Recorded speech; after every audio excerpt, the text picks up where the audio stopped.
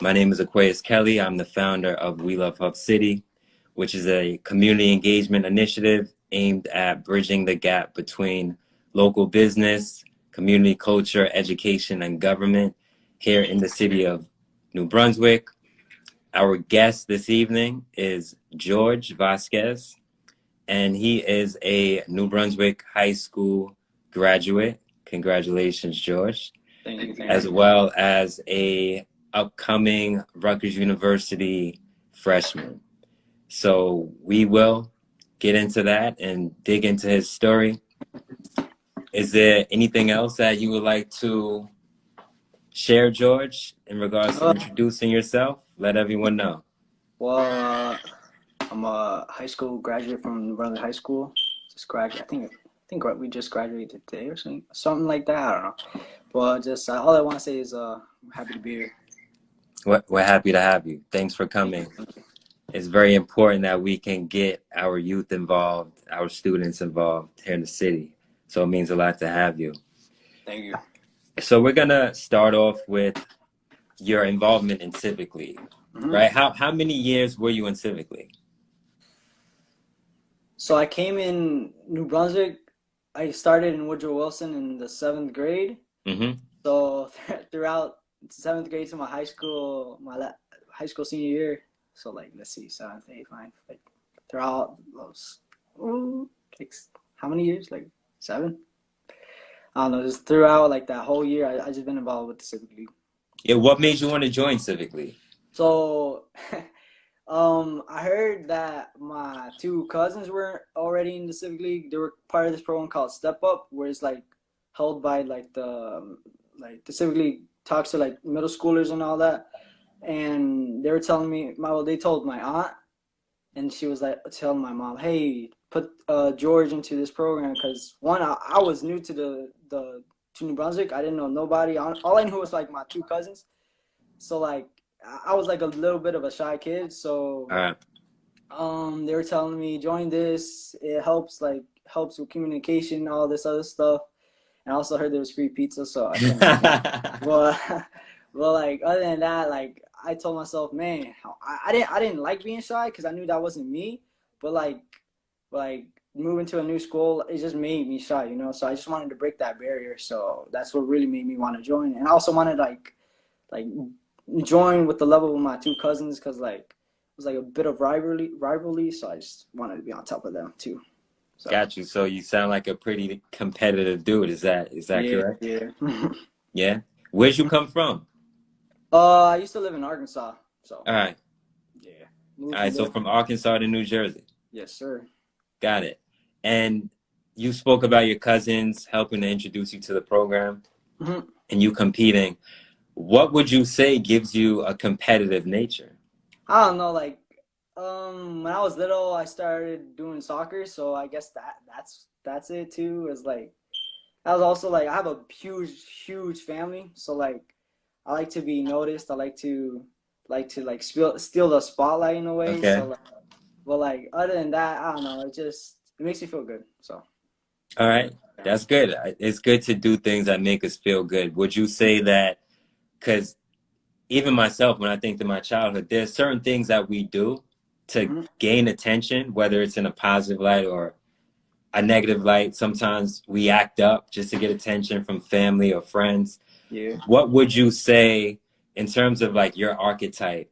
What would you say you tend to do in regards to getting that attention that we all need as humans?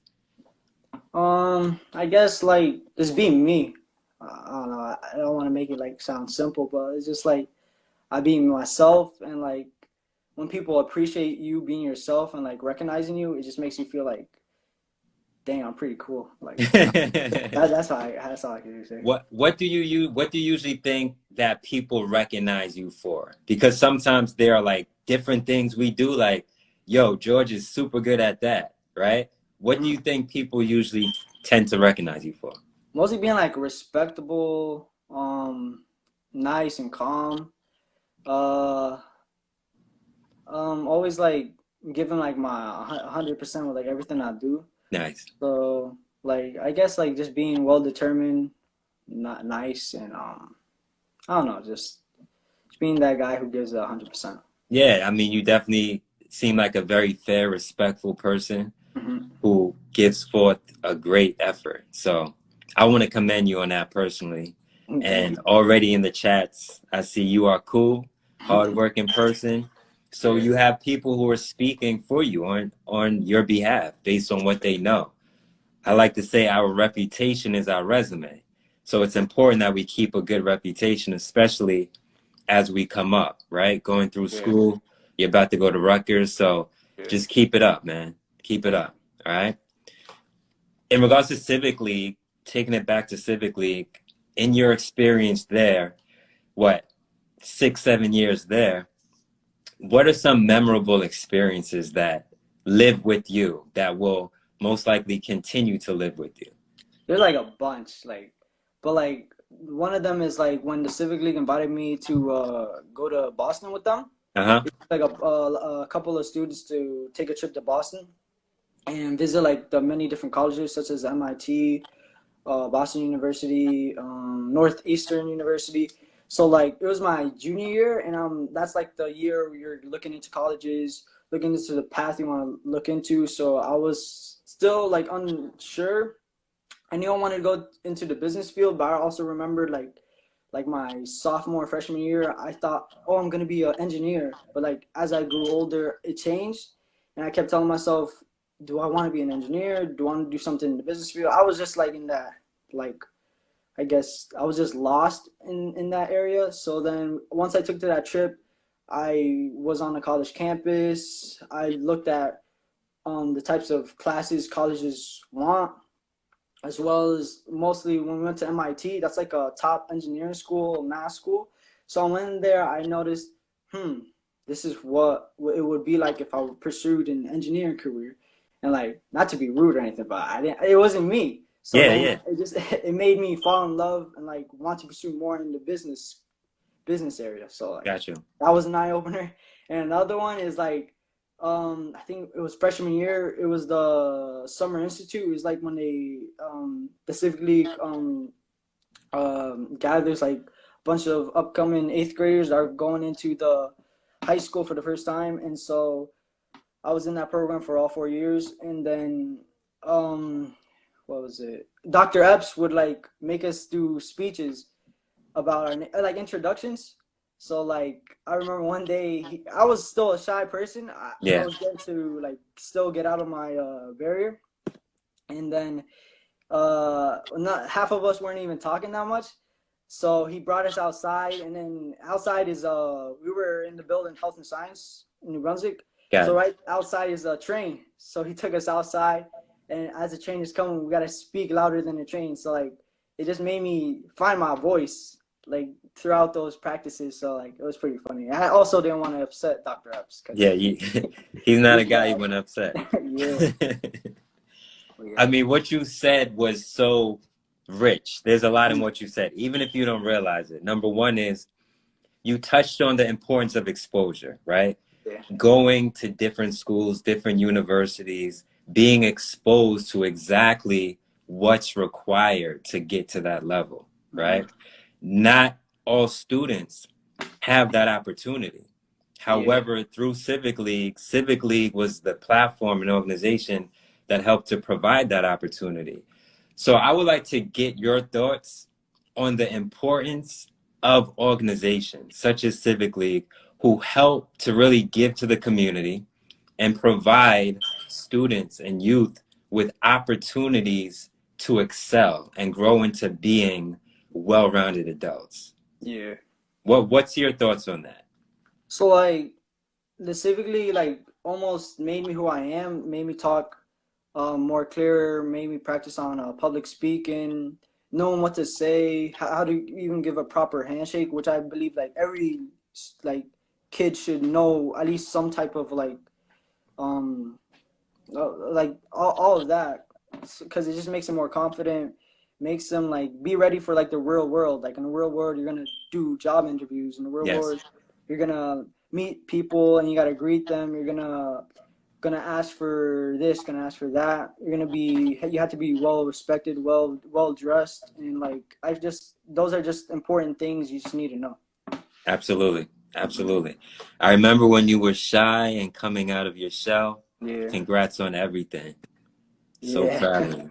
Thank you, Max. So let's transition now to high school, right? Your high school experience, New Brunswick High School Zebras. What would you say makes you proud to be a zebra? I mean, everything from like the people, from the community, from sports, from almost everything. It's just like I can't describe it, but it's just something like, oh, you're from New Brunswick. It's like people put us at an image, and like when you break that image, it feels so good. So that's all I could really say. It's just something great. So like I'm proud to be a zebra. Let's get into that a little bit, because I feel it means a lot. And that's literally one of the reasons why I created the platform that I created with We Love Hub City, is to shift the narrative of how people view us as well as the city of New Brunswick. Because from the outside, we're often viewed as less than, right? Being an underdog. I'm sure you know this playing sports, where there are some fields we may walk on and we can tell, we feel that people are viewing us as the underdog. But then when we put in the work, we perform, we excel. So let's dig deeper into that. Yeah, like one underdog moment I experienced was in soccer. We were in the GMC semifinals, and we were facing #1 seed Monroe, where everybody, like, you know how like they talk like for a preview, like, oh, Monroe's probably gonna win the whole thing. So they were just gassing Monroe a lot, and it's like we were looked down upon. We were like, dang, we're gonna probably lose, but then in our mindset, we're like, nah, we're not gonna lose. We're gonna win, and we won. Yeah. So it was like a great feeling. Awesome, like, man. Like an underdog story. Yeah, that's a great story. Amazing story. Amazing story. With your experience, now that you're moving on to Rutgers, right? So you have the high school experience. You went through those steps. What advice would you offer to an incoming freshman at New Brunswick High School? So I've discussed with this with because I'm a peer leader in my high school. All right. So we mentored freshmen of that year. So what I would tell them is just don't mess up your GPA, because like your GPA is your foundation of what colleges, your GPA overall, and what colleges are gonna look throughout. So say if you had like a horrible GPA, it's just gonna make it harder and harder as you grow. You could have a horrible GPA and then like still have a horrible GPA in senior year, but like if you start off with a good GPA and all that, it's just gonna make like the high school schoolwork just 10 times easier. That's what I can really say. Got it. So just being prepared in advance so that you don't mess up your future, essentially. Yeah, and also being involved, because like those 4 years pass by in like 5 seconds. So like, just be involved, and the more involved you are, the more recognized you get, and it's just like a great feeling at the end. Like, dang, I completed all this, all that. It just makes you feel a little special. Yeah, that's great advice. Amazing advice. You're in a very unique situation, as we know, with COVID-19. Your class of 2020. Yeah. This has never happened in the history of histories, right? This situation. So virtual graduations, virtual ceremonies, virtual learning. How would you describe your experience as a student dealing with COVID-19? At first, it was annoying. I can't lie. Like it sucked because like we were being told that prom might not happen, graduation might not happen, might have like a virtual graduation. It's like it could get you down at times, but like throughout, like I was in programs such as Avid, so they did like a weekly check-in. So I would talk to like my classmates in that, as well as untagged gents. We would have weekly check-in, so I would talk with them. Also have a weekly check-in with my peer leaders. So like you're not missing much, but still not like the full high school experience, but then like through all that, I had to look at the bigger picture, which is this legit prepare me for like college. Like we're gonna have online classes sometimes. We're gonna not be told when to do our work. We got to do it on our own. So it's just making me more self-independent. So like that's one thing I got out of it. But then I never kept like a down face. I would always like no, like it's gonna get better. I was always telling myself, and it did. We're gonna have a graduation July 8th. We're gonna have a virtual graduation also, and like the stores are opening. So like Yeah. I was sad for a bit, but then now it's like, hey, everything's turning better. So yeah. Yeah, you persevered, you overcame, which is important.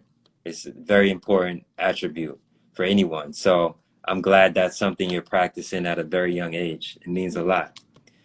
Moving on to the next phase now, getting ready for college in the fall. What are some things you're looking forward to?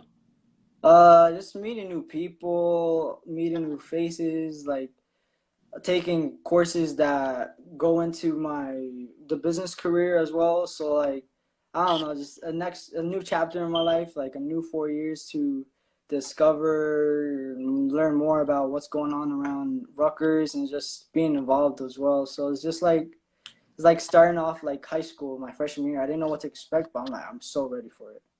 Got it. Nice. Awesome. So before we move into the last question, I would like to tell everyone in the community out there, all of our viewers, to please submit any questions you have for George, any comments you have, so that as we go into this last question, we can go through the questions you may have for George also before we close out this segment. So thank you for that. Again, thank you for everyone who is joining us tonight. It always means a lot to have the support of friends, family, as well as community members. And the last question for you, George, based on your whole life experience, everything you do, why you do it, sports, the things that excite you, your passions, what impact are you looking to have on the betterment of society? So I want to I feel like more areas should have programs such as Civic League that like make students more confident with themselves. Because like without Civic League, I wouldn't probably be the person. I wouldn't be in this lab. I wouldn't be able to talk. I'd probably still be in my shell, sadly. But like I feel like every state, every country, like every small city should have like a program like Civic League that makes you ready for like real world situations. So that's why I feel like I may be like able to give to society in a way. Awesome. Yeah. Awesome. Thanks for that. It means a lot. And I'm sure that whatever we can do to support your endeavors and ambitions, that's what we're here for. So it's all about community. It's all about support so that we can all achieve things and reach levels and platforms that allow us to give back to where we came from. Yeah. So that means a lot. Any last thoughts? Nothing. Just shout out to the class of 2020. That's about it. Word. Thanks, George, so much. We appreciate it. And we're looking forward to having you again sometime down the line. Keep us posted on your journey through Rutgers. We're here for you.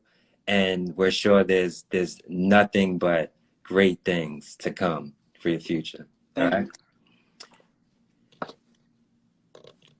So next up, we have Sean. Wait, there was a question. Sean Hewitt. Question. What are 3 things that can describe your growth journey turning the time? Okay, I'll answer it. Let's see. 3 words. Determination, respectfulness, and let's see. Perseverance. Like those 3 just describe like my whole journey through Civic League. Good question. Any other questions? What one piece of advice would you give to an incoming high school freshman? Well, like I said, just focusing on their GPA their freshman year, because like that's like the ground base of everything. Any more? I think that's it.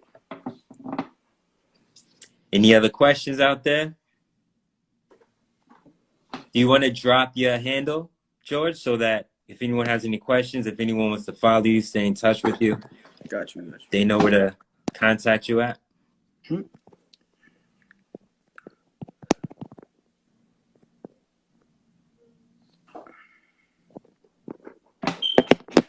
Nice. So Mr. Hewitt's up next? Mr. Hewitt is up next, yeah? All right. Take care, Mr. Kelley. Take care, George. Pleasure speaking to you. You're welcome. Bye-bye.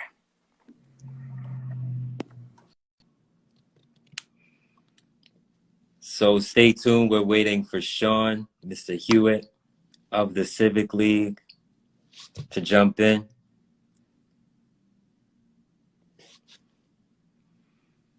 If you want to drop in the chat where you're tuning in from, feel free to do so. I'm broadcasting live from New Brunswick myself.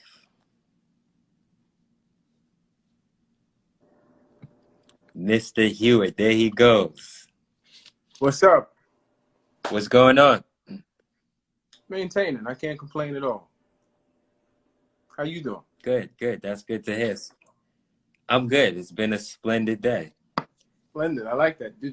Was there a memo that went out about the chambray blue shirts? Is that what we're supposed to be doing? Is this a uniform? You know what? I threw this on because, so the reason why we pushed this back to 6:30 this week was actually because of me. That's my fault. My students were graduating. I'm a 5th grade teacher.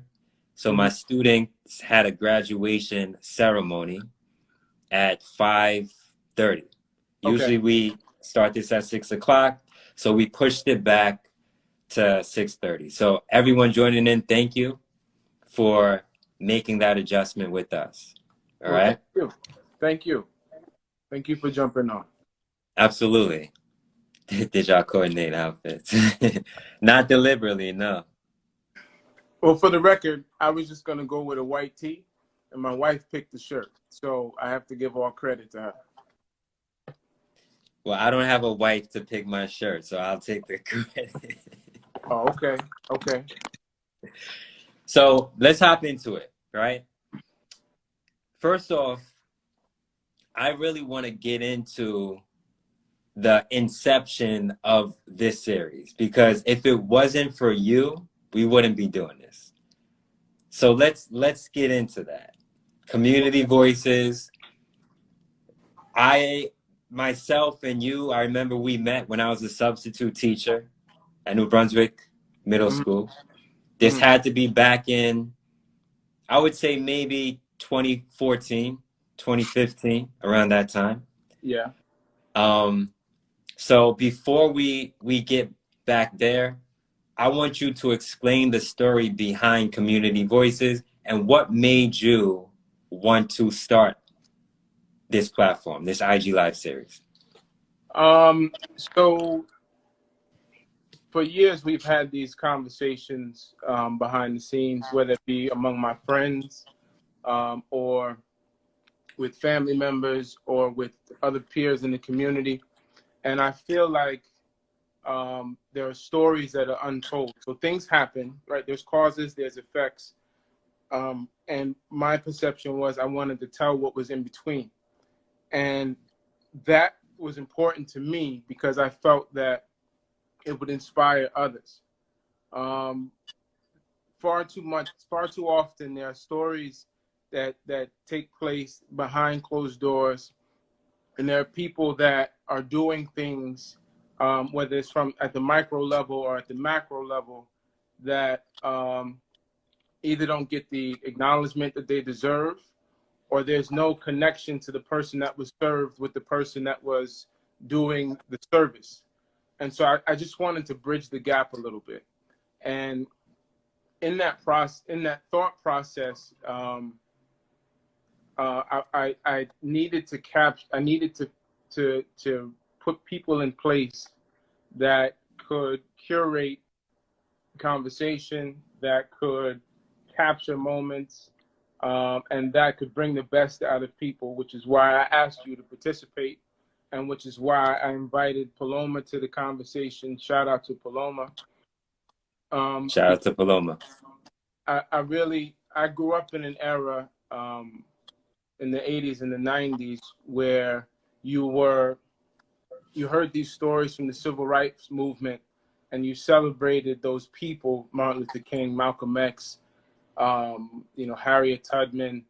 But there were the Stokely Carmichaels, there were the John Henrik Clarks that were less discussed. You had to do a little bit of research to find out about those people, and there's hundreds more.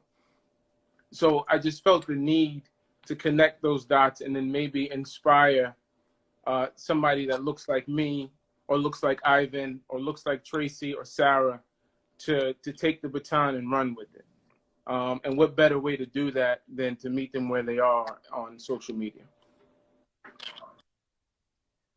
Absolutely.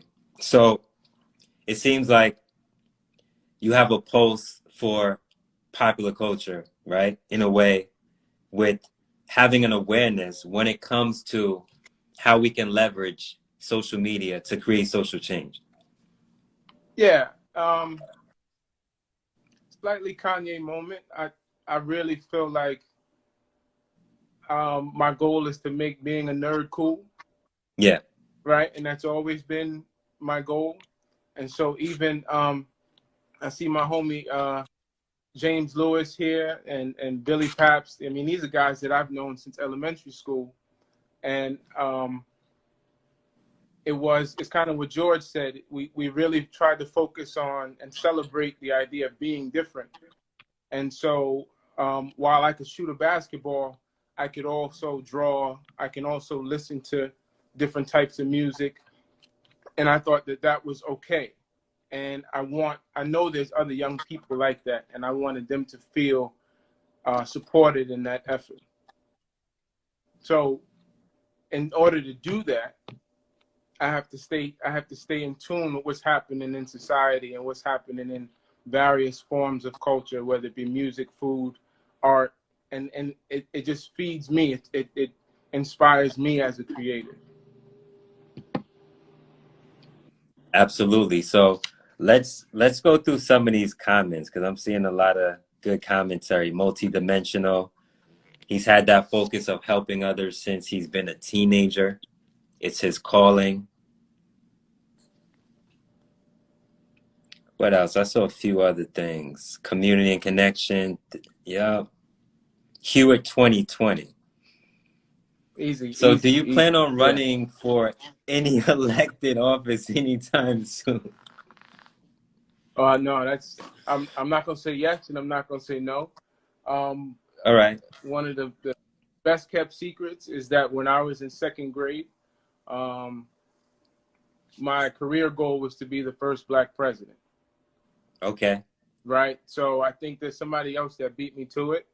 But I think for me, the idea of leadership has always been important to me, and connecting the community has been something that I've inspired to do since I can remember. Sounds like a yes to me. Me too, George. First nerd president, NERD. Yeah, I think that's my shit. Yeah. A lot of support here, which is amazing. Yeah, I appreciate that. In regards to Civic League, your involvement with Civic League, how long have you been involved in Civic League? Since 2004. So I came to the Civic League on January 12th, 2004. I've had a couple of different roles in that time, and for me, I came there because I was working in the private sector, and I felt I didn't feel fulfilled. And so I was in the process of starting a nonprofit myself that would address community needs for Black and brown people. And a friend of mine, shout out to Aaron Gibbs, said that there was this guy in New Brunswick named C. Roy Epps that you should have a conversation with. So I reached out, sent an email. We had the conversation. We did an interview, and Mr. Spencer put in a good word for me. Shout out to Edward Spencer, put in a good word for me because that's his uncle. And I told Epps that I would never leave the Civic League, and never, like, he had me for the rest of my life. And that's the way it's been for the past 15 years. Got it. That's a pretty strong commitment. Yeah. You have to give respect where it's due. Epps is a living legend. And there are things, again, when you connect it to what we went through during the Civil Rights Movement and before, to have a figure like that, and a tangible figure, it's a blessing. So even if I were to leave the Civic League, there would still be a connection there because, again, he inspires me to do what I do. Let's talk about the work that you do now, the work that you've been doing, and the current state of this nation, and how your work and your experience to date has allowed you to maybe look at what's happening, not only across the country, but across the world in a way or ways that may or may not be able to provide some solution. So from your perspective, what would you say, or how would you say the events that are currently happening in this country are impacting the future that we as Black people, people of color, deserve? That's a big question, I know. Wow. Okay, so I have the benefit of having a pretty diverse childhood. And so I grew up in Piscataway, New Jersey, born in Plainfield, grew up in Piscataway. My mom is from Hickory, North Carolina. She moved up here when she moved to Brooklyn when she was 10. My father is from St. Croix in the Virgin Islands. And so I wouldn't say worldly view, but I have and I've been to these places, right? And I have just a slightly different perspective when it comes to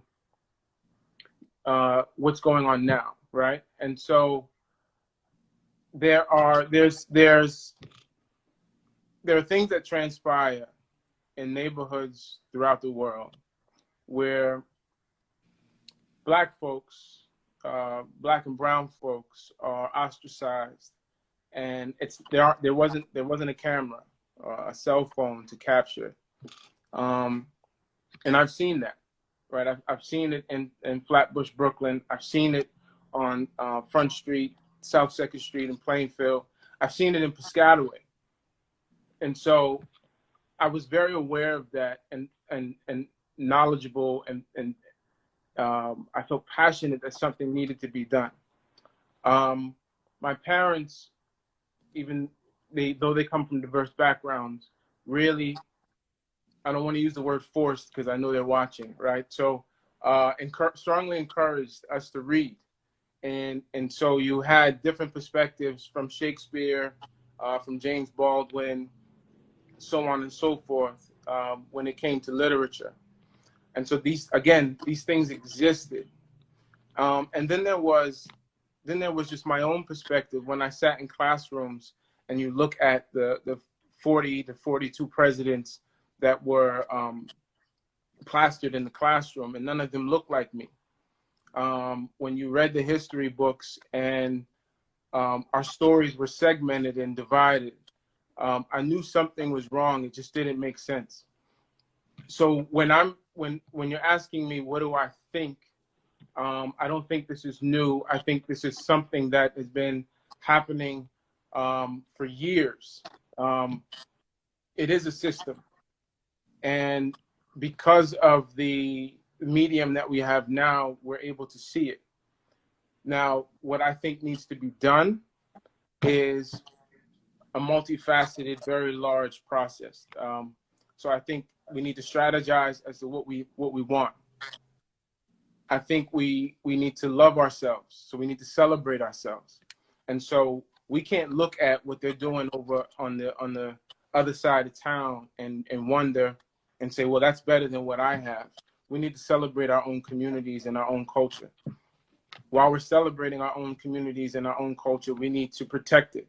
And so we need to stop making it so easy for people to come and appropriate our culture and say, well, I created cornrows, or I created this style of clothing, or I created this music. No, that's ours.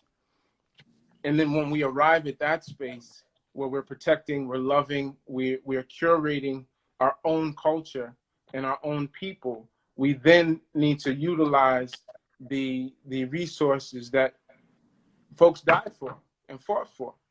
So registering to vote, participating on your in your democratic system, being a committee person, joining the school board, being a freeholder, city council person, going to board meetings, going to committee meetings, and having those very tough conversations. That needs to happen. And then there needs to exist guys like me, the guys that are behind the scenes that don't like being in front of the camera, the guys that work to connect the dots between community and people to ensure that voices are being heard. One of the more, I was blessed again to have the Ed Spencers growing up. I had a wonderful set of parents. I have a wonderful set of parents. I had Mr. MacArthur, who was our Boy Scout troop leader, and all of the kids in the Boy Scouts in our troop, they were Black, and so he was teaching us survival skills as young Black boys. Which, if you think about it now in hindsight, that's revolutionary. We got to get involved. I think it might sound like I'm rambling, and I apologize. No, you're not. Keep going. This is we can make a choice. Like we can say, well, this is a moment and this is going to be the trend, or we can take this momentum and take it into where we really need to be and generate real freedom for our people in our community and establish what needs to be our culture and our stake in an American or global society. So I think I answered your question, but I feel very passionate about that, which full circle keeps me involved in work like this, and makes me reach out to guys like Ivan Adorno, Keith Jones, yourself. It helps me to keep partnerships with Paloma and Tracy and Sarah, so that we can really get this work done, because kids like George deserve it. Absolutely. So that's my answer. Thank you. In listening to your answer, I heard several pillars that I've not only heard from you, but other people that I respect very fondly, right? So it seems as though we're on the same accord in regards to civic engagement, in regards to education, economics, mentorship. And being that the Civic League stands for economic empowerment, right? Let's focus a little bit on economics specifically, within the community, the importance of economics and what we can do to really put ourselves in positions to be self-sufficient. Okay. So that's the question, right? Yes, that's the question. Economics right now. Economics. So what you can do, so you can go the radical approach. You can grow your own products. You can invest solely in your own community. You can educate your own children as opposed to sending them to a public or private institution. You can homeschool them.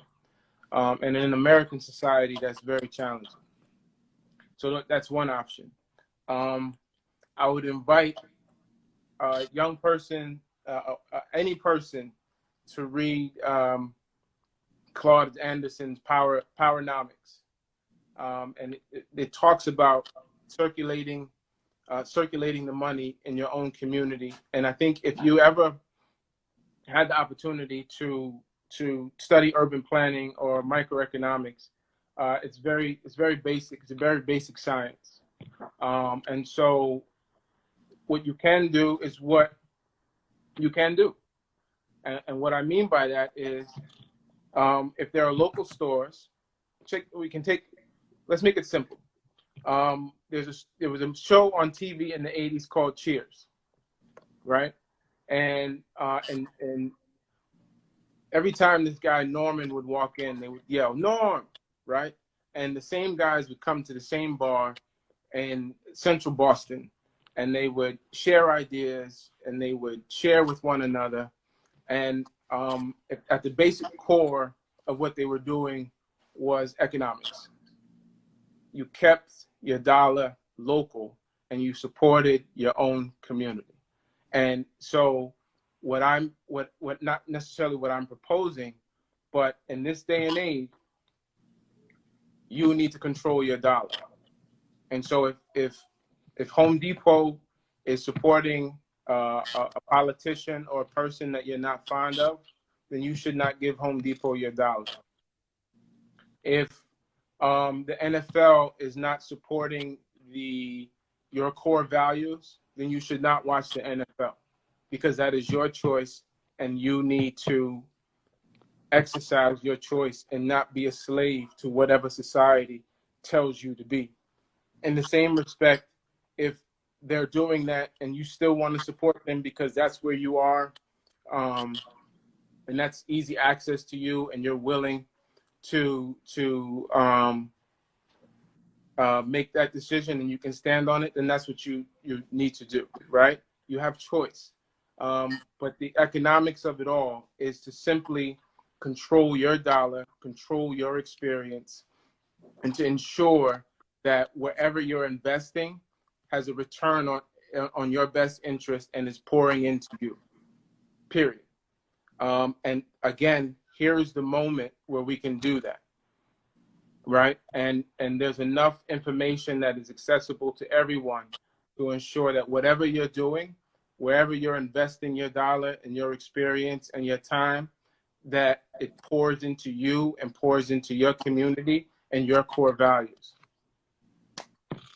Appreciate that. You dropped a lot, and there were a lot of comments as well. So I just wanted to scroll back to touch on some.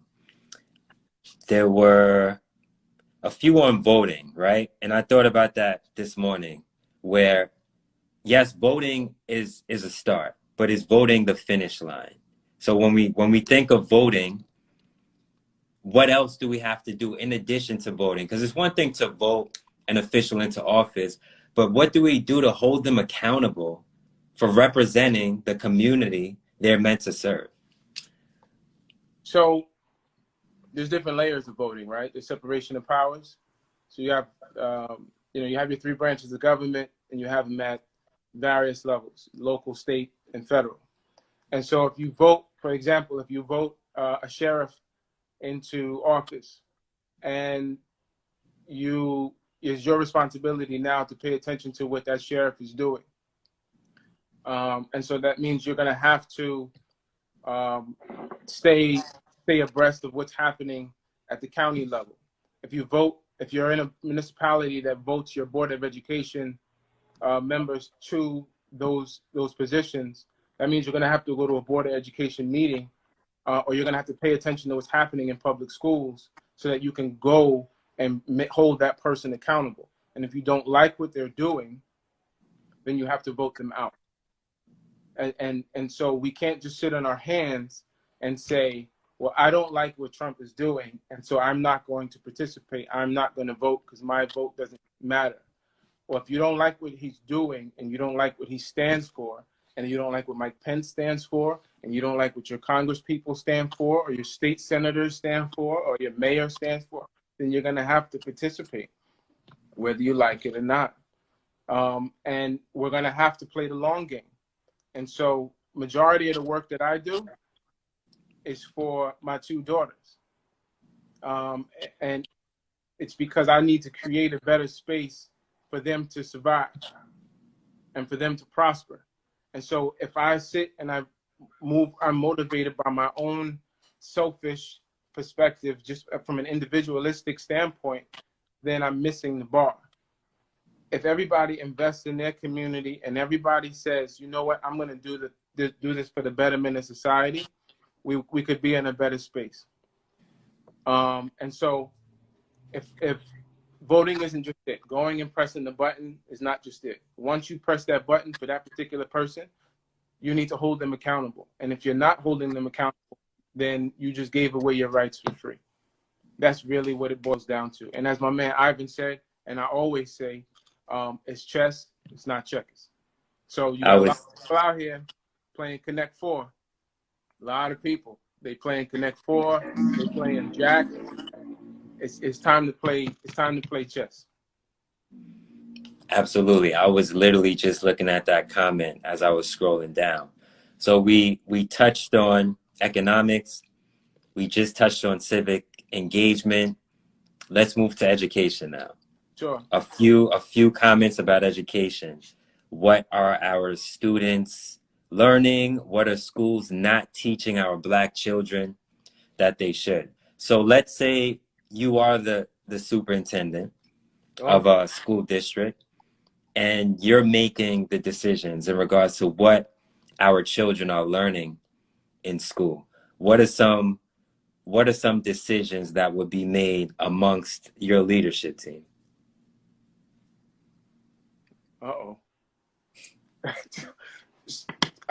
My first decision is to teach people that civilization started in Africa. Right. And we're going to start there, and we're going to travel from there to the various parts of the world, and we're going to discuss how Africans have influenced societies throughout the world. That's number one. We are not just going to teach kids that they need to go to college.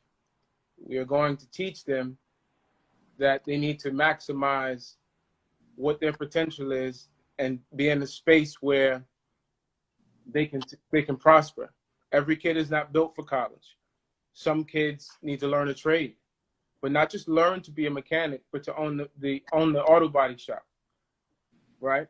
And so the idea of education is not to pour into an institution that is going to manipulate a young person's mind. It's actually the reverse. The idea of education is to pour into the workforce so that we as a society can prosper and generate diverse thought. And so in order to do that, you have to invest in young people and meet them where they are and actually get to know them. And as we do at the Civic League, and as I try to do with my children, is give them a voice so that they can utilize their voice and be leaders of their segment of society in whatever that they want to do. One of the things that my father used to say all the time is that you have to be a contributing member of society. My mother used to push that you have to invest in the youth. You have to invest in young people. And so rather than just keep feeding them foolishness, so that they can just be, one of my favorite movies is The Matrix. So you're just packing batteries and robots. You should actually prepare them to take your spot. Yeah. Right. And so every young person, from George to Libya to Ayana to the hundreds of young people that I've worked with and I've coached, my goal is for them to take my job, to take my spot in society. And that's how we educate children. And we are not doing that at this point. And the uncomfortable conversation, so I'm sure there's people that might have heard And when I said you start civilization in Africa, I mean, why not? You're starting it with Pangea anyway. So why not have those conversations and build that connectivity among communities so that people can be inspired and understand that we can move forward as a society and a unified front rather than this divisive attitude that we currently use. And so I think it's a multifaceted approach. And I apologize for rambling, but the thought is, if I was superintendent, then there are clear skills and clear culture competency activities that I would put into place to make sure that people respect each other's culture, that they understand equality, and that they understand and love themselves enough to propel them forward to aspire to whatever success is defined by them. Success is not always based in college, but it is based in the idea that you define who you are. Absolutely. Great response. And I'm looking through some more questions. The chat's on fire right now. How can people best foster intersectional support of Black children, children of color? Wow. Can you repeat the question? Because I want to make sure I get it.